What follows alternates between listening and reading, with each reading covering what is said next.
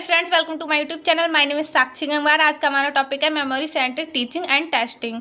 कि memory centric teaching है क्या होती है, इसके बारे में हम विस्तार पूर्वक अध्ययन करेंगे। तो हमारा क्या है, इसमें व्यक्ति जो कुछ भी अनुभव करता है वह मस्तिष्क में संचित होता है। जो अनुभव मन के अचेतन स्तर पर होते हैं उसे संचय कहते हैं, और जो चेतन पर आ जाते हैं उसे हम क्या कहते हैं, स्मृति कहते हैं। किसी वस्तु को देखकर प्रतिमा मस्तिष्क में बन जाती है, उसे स्मृति कहते हैं। मतलब व्यक्ति जो कुछ भी अनुभव कर रहा है वो क्या है, उसके मस्तिष्क में संचित हो जाता है या फिर एकत्रित हो जाता है। जो अनुभव क्या होते हैं, अचेतन स्तर पर होते हैं, उसे हम क्या कहते हैं, संचय। और जो हमारे चेतन स्तर पर आ जाते हैं उसे हम क्या कहते हैं, स्मृति। मन के कितने स्तर होते हैं, चेतन, अर्धचेतन, अचेतन। तो हमारा जो चेतन है उस पर आ जाते हैं अगर हमारे, तो क्या कहते हैं हम उसे स्मृति। और अचेतन स्तर पर होते हैं तो हम क्या कहते हैं, उसे संचय। या फिर किसी वस्तु को देखकर प्रतिमा मस्तिष्क में बन जाती है, उसी को हम क्या कहते हैं, स्मृति। मान लीजिए आपने किसी भी कहीं घूमने गए, किसी अच्छी वस्तु को देखा, जो उसकी स्मृति आपके मन में या फिर उसकी प्रतिमा आपके मस्तिष्क में बन जाएगी, उसे हम क्या कहेंगे, स्मृति कहते हैं। अब हम बात करते हैं डेफिनेशन वुडवर्ड के अनुसार। हमारे वैज्ञानिक हैं जिनका नाम है वुडवर्ड। उनके अनुसार स्मृति क्या है, सीखी हुई वस्तु का सीधा उपयोग। मतलब जो हमने वस्तु सीखी है, यह स्मृति सीखी हुई वस्तु का सीधा उपयोग। हमने कोई चीज़ को सीखा है, उसका हम सीधा उपयोग कर रहे हैं, तो वो हमारी क्या कहलाएगी, स्मृति।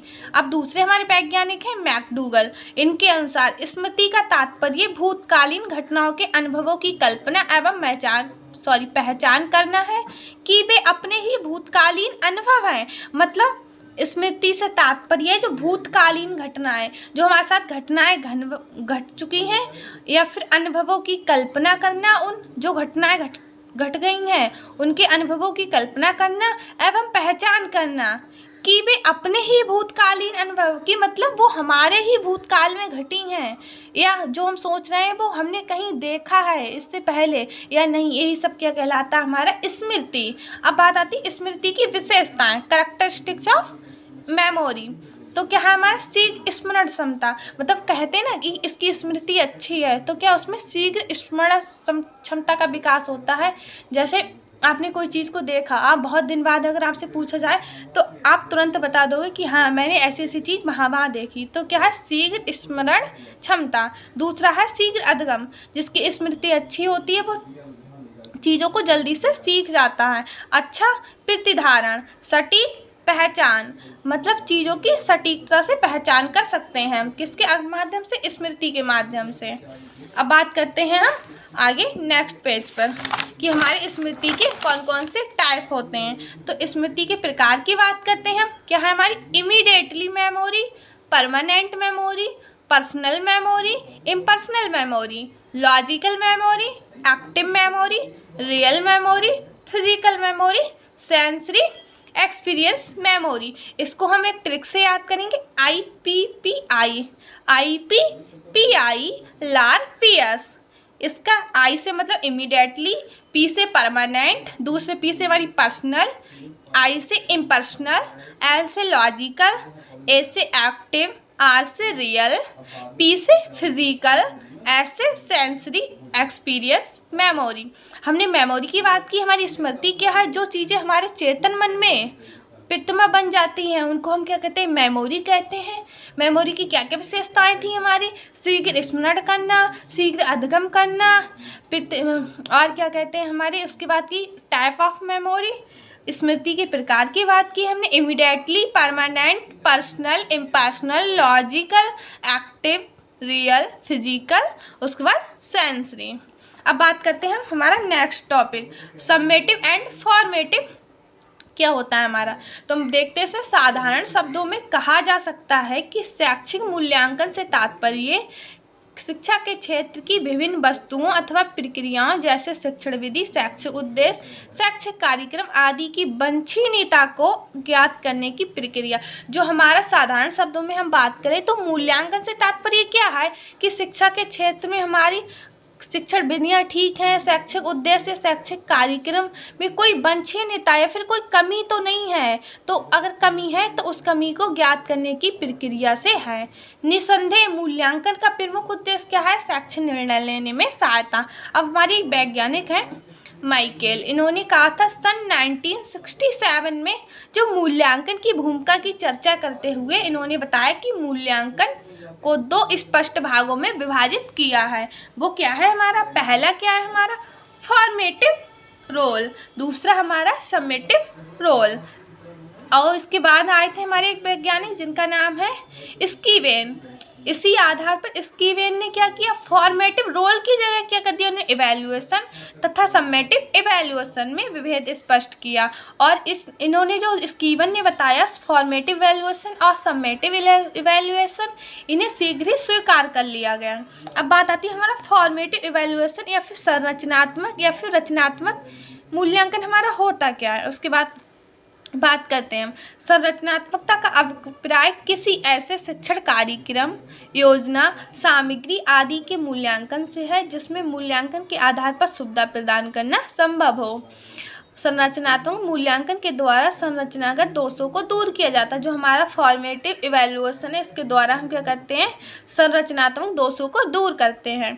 अतः स्पष्ट है कि संरचनात्मक मूल्यांकन का मुख्य, अब नेक्स्ट पेज पे देखते हैं, मुख्य उद्देश्य शैक्षिक कार्यक्रम एवं सामग्री की कमियों को इंगित करना तथा उन्हें दूर करने के उपाय बताना। जो हमारा संरचनात्मक मूल्यांकन है वो हमारे शैक्षिक उद्देश्य या फिर शैक्षिक कार्यक्रम की क्या क्या कमियां हैं और उनको दूर करने के उपाय को बताता है। पहले कमियों को पहचान करता है कि क्या क्या कमियां हमारी आ रही, उसके बाद दूर करने के उपाय बताता है। अतः संरचनात्मक मूल्यांकनकर्ता के कार्य को 3 भागों में हम विभाजित कर सकते हैं या फिर बांटा जा सकता है। पहला हमारा क्या है? शिक्षण कार्यक्रम या सामग्री के विभिन्न अंगों के गुण या दोषों के संबंध में स्पष्ट प्रमाण करना। जो हमारा शिक्षण कार्यक्रम चल रहा है या सामग्री, इसमें क्या है? विभिन्न अंगों के गुण या दोष, कौन कौन से गुण हैं या फिर दोष हैं, इनके संबंध में क्या करते हैं? हम प्रमाण एकत्रित करते हैं। उसके बाद क्या है? इन प्रमाणों के आधार पर कार्यक्रम या सामग्री के दोषों को सामने रखा जाता है। जो हमने दोष प्राप्त किए हैं उनको सामने रखा जाता है। फिर इन कमियों को दूर करके कार्यक्रम या सामग्री को उपयुक्त बनाना। जो हमारी दोष या कमियां हमने सामने रखे थे उनको क्या करते हैं? दूर करके कार्यक्रम या सामग्री है जो हमारी या शिक्षण कार्यक्रम है उसको हम क्या बनाते हैं? उपयुक्त बनाते हैं। अब बात करते हैं हम संरचनात्मक मूल्यांकन के मुख्यतः 3 प्रकार हो सकते हैं। पहले हमारा मौखिक, लिखित, परीक्षा या फिर प्रयोगात्मक, मतलब 3 प्रकार से हम इसका मूल्यांकन कर सकते हैं। जैसे मौखिक परीक्षा के द्वारा, लिखित परीक्षा के द्वारा, प्रायोगिक परीक्षा के द्वारा। अब फर्स्ट नंबर पर हम देखते हैं मौखिक परीक्षा के द्वारा हम कैसे करेंगे। तो क्या है? मौखिक परीक्षा का प्रयोग सबसे पहले किसने किया था? ग्लाइड्स ने प्रारंभ किया था। इसके बाद विश्व प्रसिद्ध हमारे वैज्ञानिक हैं यूनानी दार्शनिक, जो कौन है? हमारे सुकरात। इन्होंने मौखिक परीक्षा प्रणाली को अधिक महत्व दिया। मौखिक रूप से प्रश्न करके मूल्यांकन करने का उद्देश्य अध्ययनकर्ता की तत्कालीन अभिव्यक्ति तथा क्रियाशीलता की जांच करना है। मतलब मौखिक रूप से हम प्रश्न करके मूल्यांकनकर्ता का तुरंत पता लगा सकते हैं कि इसकी क्रियाशीलता क्या है या किसकी अभिव्यक्ति क्या या इसकी रुचि क्या है किसी चीज़ में, या फिर किस चीज़ में कितने शैक्षिक उद्देश्यों को इसने प्राप्त किया है। तो सबसे पहले हमने इसके प्रयोग की बात करें तो किसने किया था? ग्लाइड्स ने। उसके बाद हमारे दार्शनिक यूनानी आए, इसका नाम क्या था? सुकरात। इन्होंने इस प्रणाली को अधिक महत्व दिया, इम्पोर्टेंस दिया। और इन्होंने बताया कि मौखिक रूप से हम अगर किसी से प्रश्न पूछते हैं, अगर उसे वो तुरंत उत्तर दे रहा है तो हम उसकी क्रियाशीलता की जांच कर सकते हैं। और इस मौखिक रूप से प्रश्न पूछने से ये भी पता लगा सकते हैं कि बच्चे ने कितना सीखा है या नहीं। मतलब तत्काल अभिव्यक्ति, तुरंत हम अनुमान लगा सकते हैं कि बच्चा अपने किन किन शैक्षिक उद्देश्यों की प्राप्ति तक पहुँच गया है। फिर बात आती है हमारी लिखित परीक्षा। लिखित परीक्षा में क्या है? वर्तमान समय में लिखित परीक्षा द्वारा मूल्यांकन अधिक प्रचलित था। इन परीक्षाओं में मुख्य रूप से 4 प्रकार के प्रश्नों का प्रयोग किया जाता है। अगर हम लिखित परीक्षा की बात करें तो पहले क्या था? वर्तमान समय में जो लिखित परीक्षा द्वारा ही मूल्यांकन को अधिक प्रचलित माना गया है। और इसमें कौन कौन से टाइप के प्रश्न होते हैं? तो हमारे 4 टाइप के। पहला हमारा है वस्तुनिष्ठ प्रकार के प्रश्न, या दूसरा है अति लघु, तीसरा हमारे लघु, चौथा निबंधात्मक प्रश्न। फिर बात आती प्रायोगिक प्रायोगिक परीक्षा। प्रायोगिक परीक्षा के द्वारा हमारा मूल्यांकन कैसे किया जाता है? तो छात्रों के व्यवहारिकता का मूल्यांकन करने के लिए हम किसका प्रायोगिक परीक्षा का प्रयोग करते हैं? किसको? व्यवहारिकता का मूल्यांकन। अब है इसे मुख्यतः छात्रों के क्रियात्मक पक्ष का मूल्यांकन करने के लिए प्रयोग किया जाता है कि बच्चा कितना एक्टिव है या कितना एक्टिव नहीं है। अब बात आती समेटिव इवैल्यूएशन। आपने इससे पहले किसकी? Formative evaluation. अब बात करते हैं समेटिव इवैल्यूएशन या फिर योगात्मक मूल्यांकन, हिंदी में जिसे बोलते हैं। योगात्मक मूल्यांकन से अभिप्राय है कि किसी पूर्व निर्मित शैक्षिक योजना या सामग्री की समग्र वांछनीय को ज्ञात करने की प्रक्रिया से है। दूसरे शब्दों में योगात्मक मूल्यांकनकर्ता किसी शैक्षिक कार्यक्रम, योजना या सामग्री के गुण व दोषों की जानकारी इसलिए एकत्रित करता है जिससे उस कार्यक्रम को स्वीकार करने या भविष्य में जारी रखने के संबंध में निर्णय लिया जा सके। जो हमारी पूर्व निर्मित शैक्षिक योजना या सामग्री है उसमें वांछनीय या फिर उसकी कमियों को ज्ञात करने की प्रक्रिया क्या कहलाती है? हमारी योगात्मक मूल्यांकन।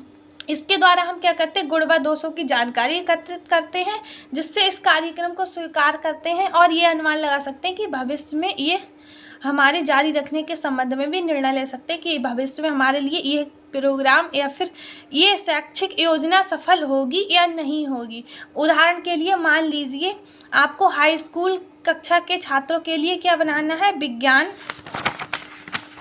पुस्तक का चयन करना है। तो आप क्या करेंगे? इसके लिए आप हाई स्कूल के विज्ञान पाठ्यक्रम पर लिखी ऐसी सभी पुस्तकों का मूल्यांकन करना होगा। इन पुस्तकों में से उस पुस्तक का चयन किया जाएगा जो शैक्षिक उद्देश्य तथा पाठ्यक्रम आदि की दृष्टि से क्या है? हमारी सर्वश्रेष्ठ है। यहाँ पर पूर्व लिखित पुस्तकों का योगात्मक मूल्यांकन किया जा रहा है।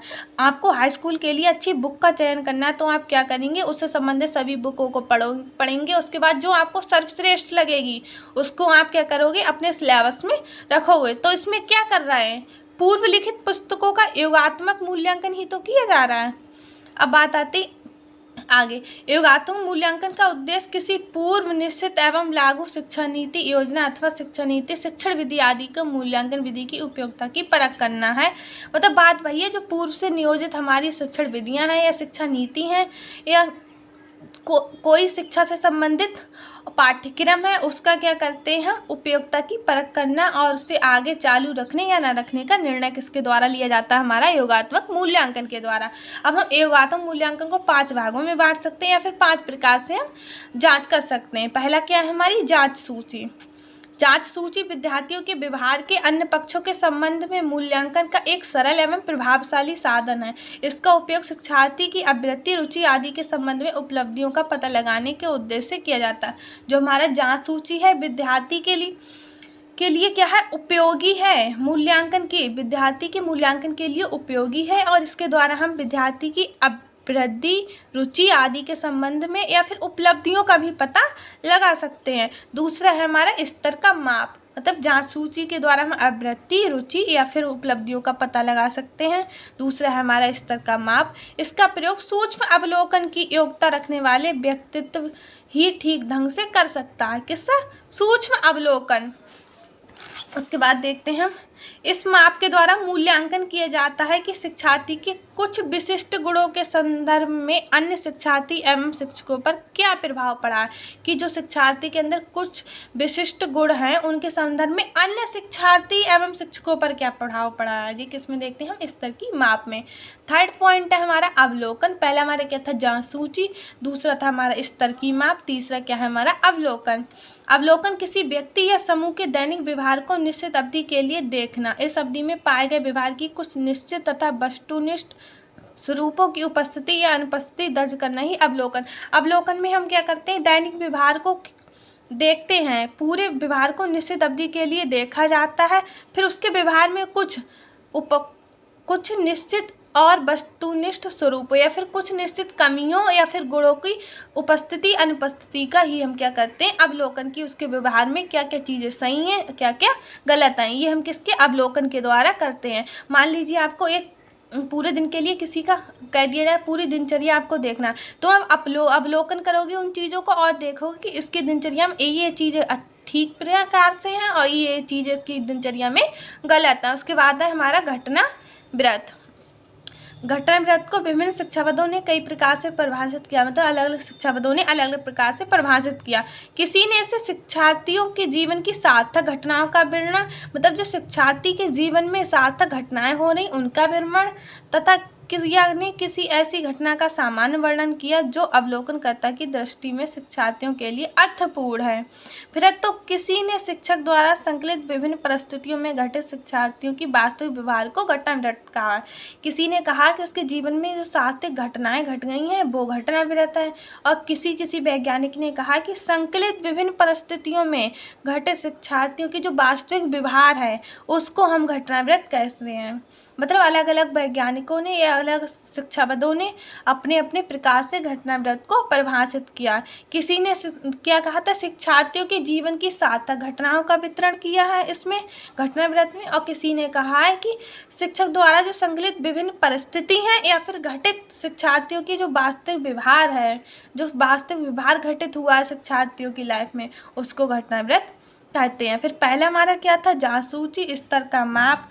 तीसरा हमारा क्या था, अवलोकन। चौथा हमारा घटनाव्रत। पांचवा हमारा क्या है, व्यक्तिगत अध्ययन। इसमें व्यक्तिगत अध्ययन के लिए निदान तथा उपचार दोनों क्रियाएं सम्मिलित है। मतलब पहले किसी निदान का मतलब कमियों का पता लगाना, उपचार मतलब उन कमियों को दूर करना। अर्थात इसमें पहले शिक्षार्थी की समस्याओं के कारण का पता लगाया जाता है, तत्पश्चात उन समस्याओं को दूर करने के लिए प्रयास किया जाता है। हमने क्या बात की थी, समेटिव और फॉर्मेटिव की। तो पहले हमारा क्या था इसमें, जांच सूची। दूसरा हमारा क्या था, स्तर का माप। तीसरा हमारा क्या था, अवलोकन। चौथा हमारा घटनाव्रत। पांचवा हमारा क्या है, व्यक्तिगत अध्ययन। अब हम बात करते हैं जो हमारा समेटिव और फॉर्मेटिव इवैल्यूएशन है उसमें अंतर क्या है। तो हम नेक्स्ट पेज पे देखते हैं हम समेटिव एवं फॉर्मेटिव इवैल्यूएशन में डिफरेंस। पहले हमारा क्या है, जो रचनात्मक आकलन का प्रयोग क्या किया जाता है, शिक्षण प्रक्रिया की दशा को ज्ञात करने के लिए कि शिक्षण प्रक्रिया की दशा ठीक प्रकार से चल रही है या नहीं। लेकिन जो हमारा योगात्मक है वो क्या करते हैं, शिक्षण प्रक्रिया की सफलता या असफलता, कि शिक्षण प्रक्रिया की कितनी सफलता प्राप्त हुई है हमें शिक्षण प्रक्रिया द्वारा या कितनी असफलता, उसका पता लगाने के लिए किया जाता है। जो रचनात्मक आकलन होता है अध्ययन के दौरान किया जाता है, कब, अध्ययन के दौरान। और जबकि योगात्मक आकलन क्या होता है, हमारा एक निश्चित अवधि के बाद या फिर अंत में किया जाता है। फिर हमारा रचनात्मक आकलन में अध्ययन के लिए आकलन होता है, किसके, अध्ययन के लिए आकलन। और इसमें योगात्मक में क्या होता है, अध्ययन का आकलन किया जाता है। उसके बाद रचनात्मक आकलन में छात्रों को पृष्ठपोषण प्रदान किया जाता है। और दूसरा है हमारे योगात्मक आकलन में क्या करते हैं, छात्रों को ग्रेड में परिणाम देते हैं। जो हमारा रचनात्मक है वो कब होता है, शिक्षण प्रक्रिया के दौरान।